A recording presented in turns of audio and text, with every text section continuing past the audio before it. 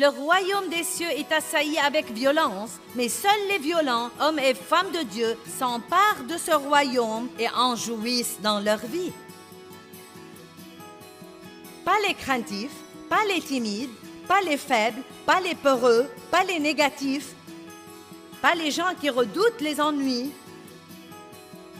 pas les gens qui craignent le changement, mais les violents, les hardis, les courageux, les gens qui disent « Je crois Dieu ».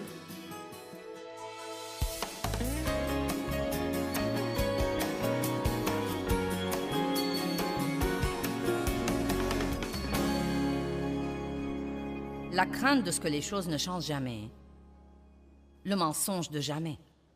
Vous ne changerez jamais, les membres de votre famille ne changeront jamais, vos circonstances ne changeront jamais, vous n'aurez jamais d'argent, vous ne vous marierez jamais, vous n'aurez jamais de paix, vous ne jouirez jamais de votre vie. Les mensonges de jamais. Laissez-moi vous dire quelque chose, tout peut être sujet de changement, sauf Dieu. Et tout change vraiment. Regardons un passage biblique, Hébreux 13, 5 et 6. C'est un peu long au début, mais tenez bon, car ça va devenir si bon. Que votre caractère ou disposition morale ne se livre pas à l'amour de l'argent, y compris l'avidité, l'avarice, la convoitise et la soif des biens terrestres, et contentez-vous de vos circonstances présentes et de ce que vous avez. Donc, où que vous en soyez en ce moment, ne craignez pas qu'il ne change jamais. Dites, eh bien, je vais être un petit campeur heureux là où j'en suis, car Dieu a un plan. Lisons le reste du verset. Il dit, car Dieu lui-même a dit, je ne te laisserai point et je ne t'abandonnerai point sans aide. Je ne te laisserai jamais impuissant et je ne te délaisserai point et je ne te laisserai jamais tomber, je ne lâcherai jamais prise de toi. Certainement pas, point d'exclamation, point d'exclamation. Waouh, waouh, waouh, waouh, waouh. Donc, je ne dois pas craindre que les choses ne changent jamais car Dieu a un plan. Maintenant, regardons le verset 6. Nous pouvons donc nous consoler et nous sommes encouragés et nous disons plein de confiance et hardiment, le Seigneur est mon aide et je ne me tourmenterai pas, je ne craindrai point et je ne serai point terrifié. Que pourra donc l'homme me faire?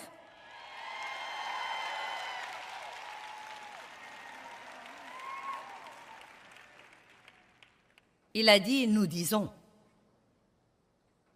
C'est pourquoi il est très important, quand ces mauvaises pensées font la guerre à votre pensée, d'ouvrir la bouche et de dire ce que Dieu dit, et non pas d'ouvrir la bouche et de dire la pensée que l'ennemi vous met dans la pensée. Allons-nous être le porte-parole de Dieu ou le porte-parole de l'ennemi?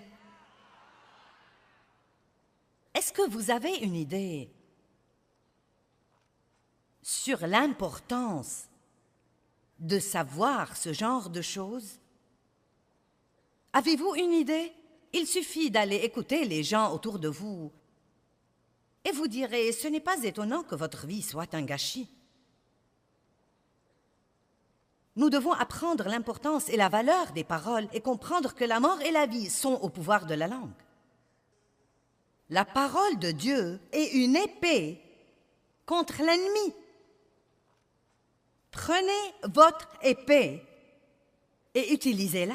J'aime la représentation de Jésus dans l'Apocalypse, montant un cheval blanc, ses yeux comme une flamme de feu, et la Bible dit, de sa bouche sortait une épée à double tranchant. Et vous savez ce que c'était la parole de Dieu? De sa bouche sortait une épée à double tranchant. Et si vous pouvez l'imaginer un instant dans l'esprit, quand vous dites la parole, en ce qui concerne l'ennemi, si vous dites la parole dans la foi, c'est juste comme une épée tranchante qui sort de votre bouche et qui le coupe en 1000 morceaux.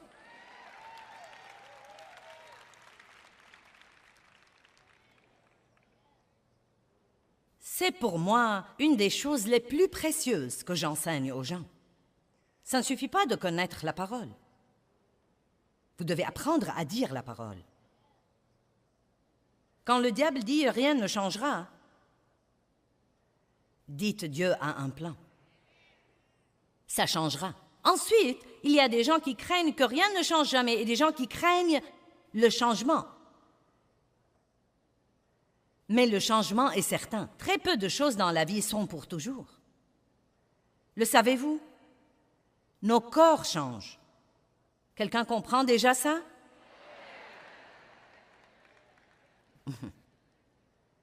Oh, nous n'avons pas le temps d'aller là. Nos amis changent. Les enfants grandissent et quittent la maison.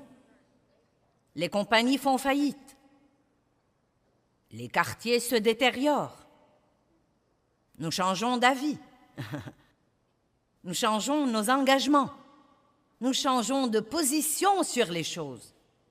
Peut-être qu'il y a des choses en ce moment dont vous êtes convaincus à 100%. Et d'ici 2 ans, vous pourriez penser, je ne sais pas comment j'ai jamais pu croire ça. Et même ce que nous voulons change, ce que nous aimons change et nos désirs changent.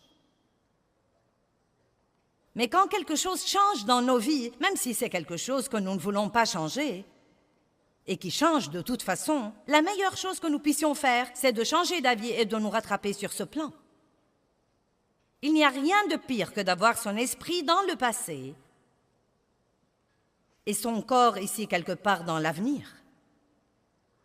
Regardons 2 versets que vous connaissez probablement, mais je crois que ça vaut la peine de les regarder ce matin.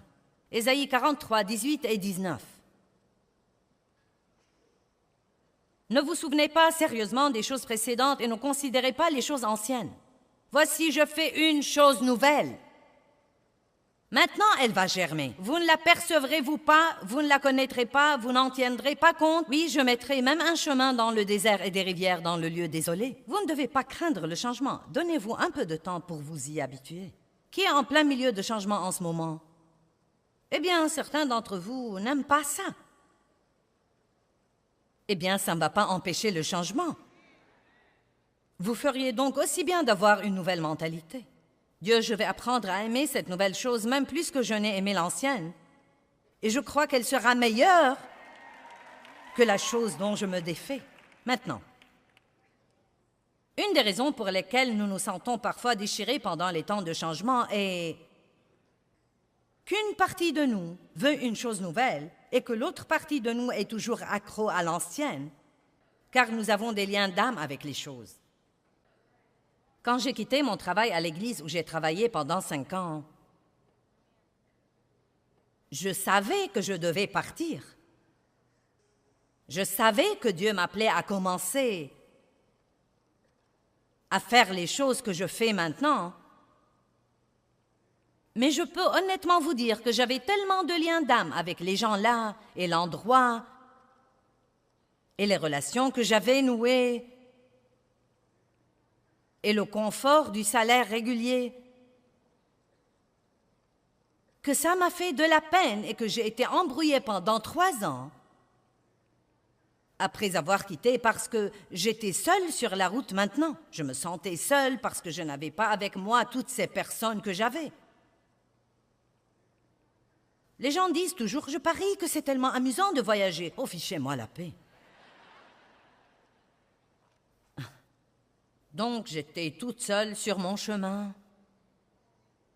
Et tout était si petit à l'époque. Nous avions 20 personnes ici et 10 personnes là. Je me rappelle une réunion où nous avions 9 personnes et j'en ai pris 5 avec moi.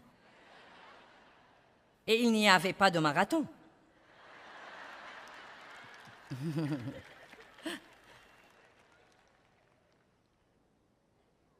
Et donc quand j'étais en ville, j'allais à l'église le dimanche. Et il y avait là tous mes amis et la belle musique. Et le pasteur parlait de la retraite qu'il venait de faire. Et je me sentais vraiment triste, j'étais presque déprimée. Et ensuite je pensais, oh, j'ai fait ce qu'il ne fallait pas, j'aurais dû rester là. Et honnêtement, je ne savais pas ce qui n'allait pas chez moi. Et finalement, quelqu'un m'a dit, c'était un homme de Dieu très expérimenté. Il a dit, c'est les liens de l'âme. Et j'espère que ça aidera quelqu'un ici. Quand vous savez que vous avez fait ce qu'il fallait en passant à une chose nouvelle, et pourtant vous avez toujours la nostalgie de l'ancienne. Ça devient un peu embrouillant parfois, n'est-ce pas? C'est comme, quel est mon problème? J'ai cru que je faisais ce que j'étais censé faire. Pourquoi je me sens comme ça?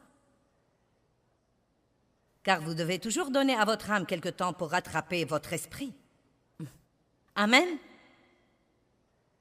Vous savez, les gens à qui vous permettez de vous influencer sont probablement une des choses les plus importantes dans votre vie.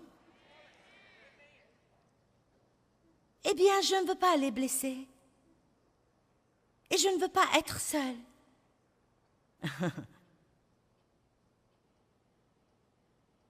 Vous seriez dans une meilleure position en passant quelques nuits seules, plutôt que de laisser les gens empoisonner votre vie. Mais voici l'essentiel. Même si vous rompez cette relation parce que vous savez qu'elle vous empoisonne la vie, cela ne veut pas dire que vous n'allez pas la regretter. Cela ne veut pas dire nous pouvons même regretter la misère.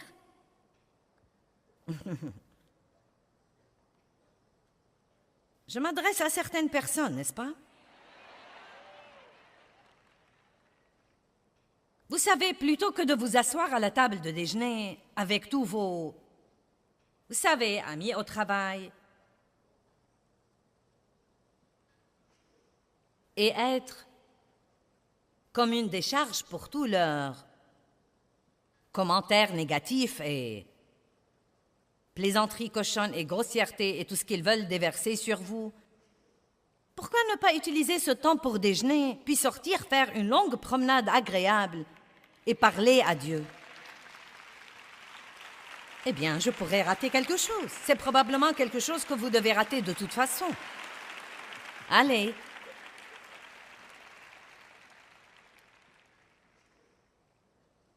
Ne craignez pas de changer. Vous savez, quand Moïse est mort, c'est très intéressant dans Josué 1, je n'ai pas le temps de vous prendre là.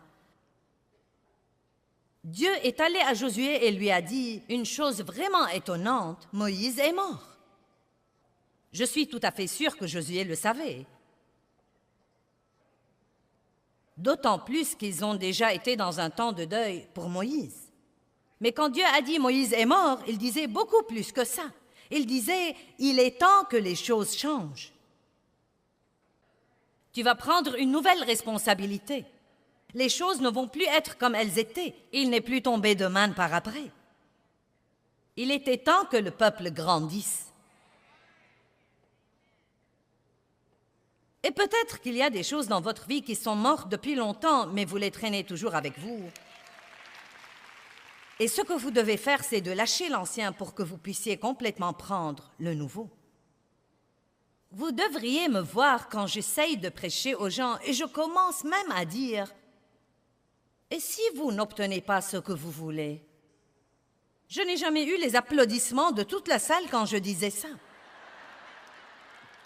Hier soir, quand je lisais, ou n'importe quand, chaque fois que je lisais Hébreux 11, le panthéon de la foi, le panthéon des héros de la foi, et que je parlais de ça, et de tous ces gens qui ont cru, et il dit qu'ils sont tous morts, soutenus et contrôlés par leur foi, mais n'ayant jamais reçu l'accomplissement de la promesse.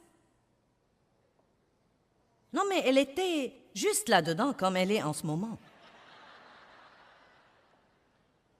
Je n'ai pas dit que Dieu ne s'est pas occupé d'eux, mais Dieu avait un plan qui était un peu différent de leur plan. Dieu voulait encore nous regrouper et nous permettre de faire partie du groupe. Dieu ne nous donne pas toujours tout ce que nous voulons et nous ne devons pas craindre ça. Nous devons dire, si je n'obtiens pas ce que je veux, cela veut dire que je ne suis pas censé l'avoir. Avons-nous confiance en Dieu autant que ça? Si je n'obtiens pas ce que je veux, cela veut très simplement dire que je ne suis pas censé l'avoir. Mais je le veux! Ne pensez plus à ce que vous voulez et pensez à Dieu. La Bible dit, fais de l'Éternel tes délices et il te donnera ce que ton cœur désire et non pas les désirs de votre chair. Dieu nous donne certaines des choses que nous voulons, mais il ne nous donne pas toutes les choses que nous voulons, car parfois nous ne sommes pas assez intelligents pour vouloir ce qu'il faut. Il y a des gens qui sont assis ici aujourd'hui, qui ont voulu des choses dans le passé, et vous êtes débrouillés pour l'avoir dans la chair, et maintenant vous regrettez de tout votre cœur de les avoir. Et bon sang, j'ai des amens robustes là-bas.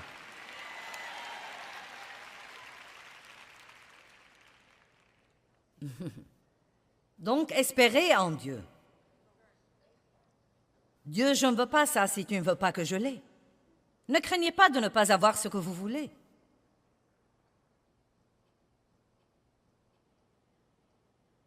Vous savez, Paul dit dans Philippiens 4, « J'ai appris à être content, dans l'abondance comme dans le besoin. » Vous savez pourquoi? Parce qu'il s'était abandonné à Dieu. L'abandon est un merveilleux, merveilleux mot. J'ai appris ce mot, peut-être, il y a 18 ou 20 ans.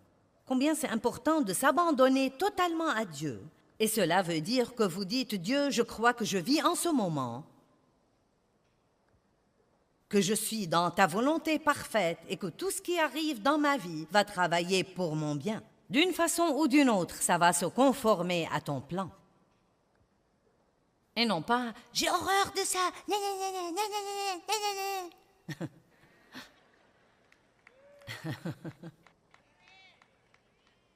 Bon, une dame là au 3e rang aime mon message.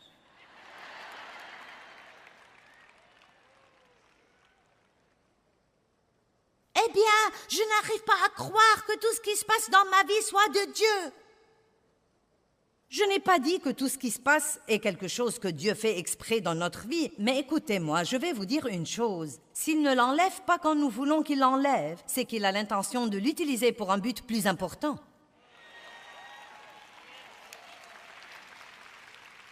La crainte de l'échec. Laissez-moi dire d'abord que nous allons tous échouer dans la vie, mais personne ne doit être un raté. Échouer à une chose ne fait pas de vous un raté. Je vais vous dire quand vous serez un raté, quand vous arrêtez d'essayer. C'est la seule fois où vous pouvez dire « Je suis un raté ». Et vous savez quoi? La crainte de l'échec est vraiment une autre forme de la crainte du rejet. Si j'échoue, est-ce que Dieu me rejettera? Que penseront les gens? Est-ce qu'ils me rejetteront? Que diront-ils? Nous devons être courageux et nous devons faire un pas de foi et découvrir. Là encore, j'ai tant d'histoires, je n'ai pas le temps de vous les raconter toutes, mais vous savez quoi? Je me rappelle tant de fois dans ma vie où j'avais si peur et où je faisais ce pas de foi. Et vous savez quoi? Beaucoup de fois, Dieu merci, les choses marchaient. Il y avait des fois où j'essayais de faire des choses et elles ne marchaient pas. Et vous devez avoir assez d'assurance pour dire « J'ai fait une erreur ». J'ai cru que j'étais menée par Dieu, je ne l'étais pas. Donc, débarrassez-vous-en et allez de l'avant. Ne laissez pas cette erreur être la fin de votre vie. Si vous croyez que vous entendez de Dieu et que vous découvrez que ce n'est pas le cas, ne pensez pas « je ne peux pas entendre de Dieu ». Personne n'entend de Dieu parfaitement, personne n'est parfaitement mené par le Saint-Esprit. Nous apprenons. Je veux vous encourager aujourd'hui à être un chrétien violent. Vous dites, mais de quoi tu parles?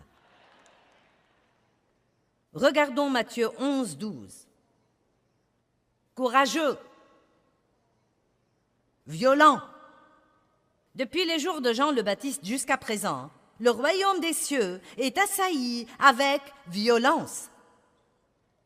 Ce sont des violents qui s'emparent de lui, comme d'un prix précieux. Une part dans le royaume céleste est cherchée avec la ferveur la plus ardente et l'effort intense. Si vous étudiez ces deux mots, les violents, violence et les violents, ils ont deux sens différents. Ce sont deux mots grecs différents. Et le premier, le royaume des cieux, est assailli avec violence. Cela veut dire attaquer, une mauvaise attaque. Et les violents veut dire les courageux et les énergiques. Le royaume des cieux est assailli avec violence, mais seuls les violents, hommes et femmes de Dieu, s'emparent de ce royaume et en jouissent dans leur vie. Pas les craintifs, pas les timides, pas les faibles, pas les peureux, pas les négatifs, pas les gens qui redoutent les ennuis, pas les gens qui craignent le changement, mais les violents, les hardis, les courageux, les gens qui disent « Je crois Dieu ». Et je n'ai pas peur de faire un pas de foi et de découvrir si ce que j'entends est vraiment de Dieu ou pas. Vous savez, j'ai essayé le ministère de la télévision longtemps avant que Dieu ne me l'ait donné. Nous avons loué un studio à la télé par câble à Saint Louis et j'allais avoir un talk show. Et j'ai pris 3 ou 4 de mes employés et nous allions nous asseoir et j'allais être comme l'hôtesse et leur poser des questions et les interviewer. Ce qui est arrivé, c'est que je posais les questions et j'y répondais moi-même. Et ils s'asseyaient là comme des meubles supplémentaires. Et ce n'était même pas ce que Dieu voulait que je fasse pour commencer. Donc vous savez ce qui est arrivé? Après 6 mois d'être à la télé, je n'ai reçu qu'une seule lettre. Et il n'y avait pas d'argent dedans. Mais quand Dieu a ouvert la porte, oh bonté divine, comme une inondation puissante. Donc vous savez, je ne suis même pas désolée d'avoir eu cette expérience. Car, à dire vrai, parfois quand Dieu vous appelle à faire quelque chose, vous vous embrouillez un peu sur le timing. Vous avez quelque chose qui flotte au-dedans de vous et vous pensez, eh bien, je suis censé faire ça ou je ne suis pas censé le faire. Et la seule chose que je peux dire, c'est, faites un pas de foi et découvrez. Hey, si je marche dans la mer Rouge et qu'elle ne se fend pas, je reculerai.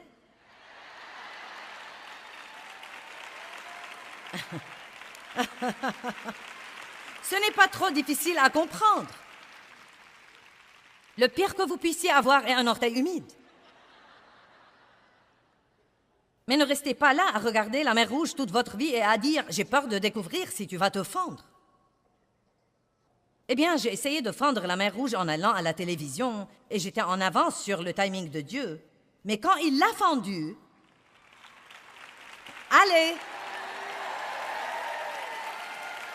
Dieu vous donnera grâce et Dieu vous mettra un chemin. Mais vous savez quoi? Écoutez ce que je vais dire. Dieu vous donnera grâce et Dieu vous mettra un chemin. Mais écoutez maintenant. Mais vous devez être heureux là où vous en êtes. Oh, maintenant vous êtes loin d'être aussi enthousiasmé.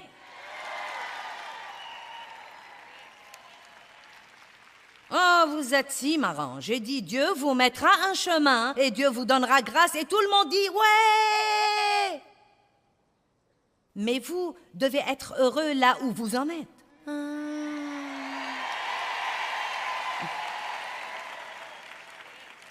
Et la dernière crainte, numéro 7, que je veux mentionner, c'est la crainte d'être blessé.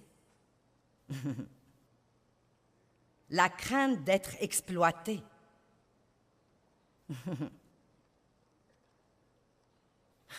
Ne vivez pas comme ça. Vous ne devez pas craindre d'être blessé, car je peux vous dire d'avance que vous serez blessé.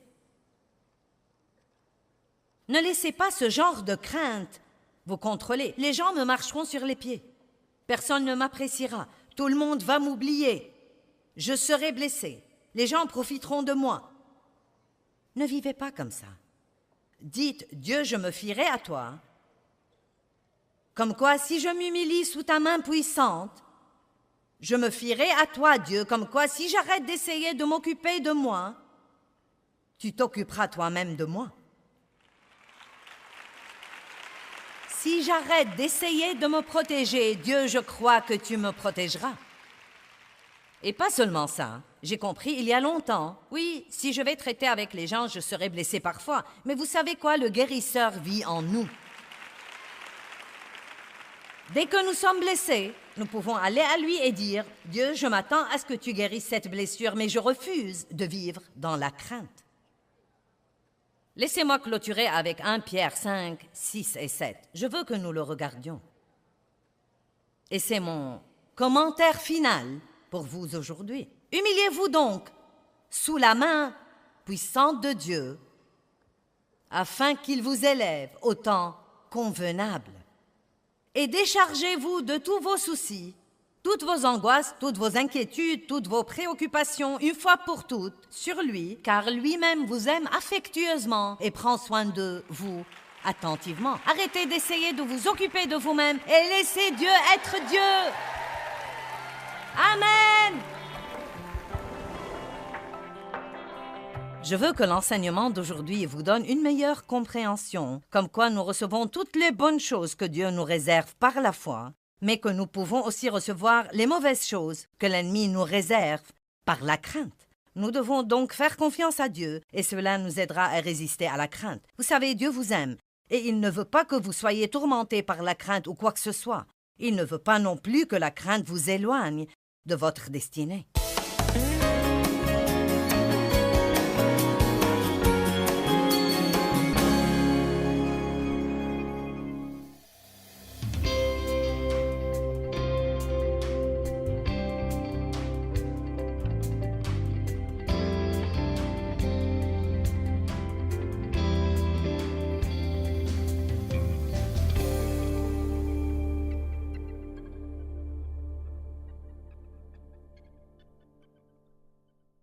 Thôi mong chờ vậy sao bật khóc trong ngu ngơ.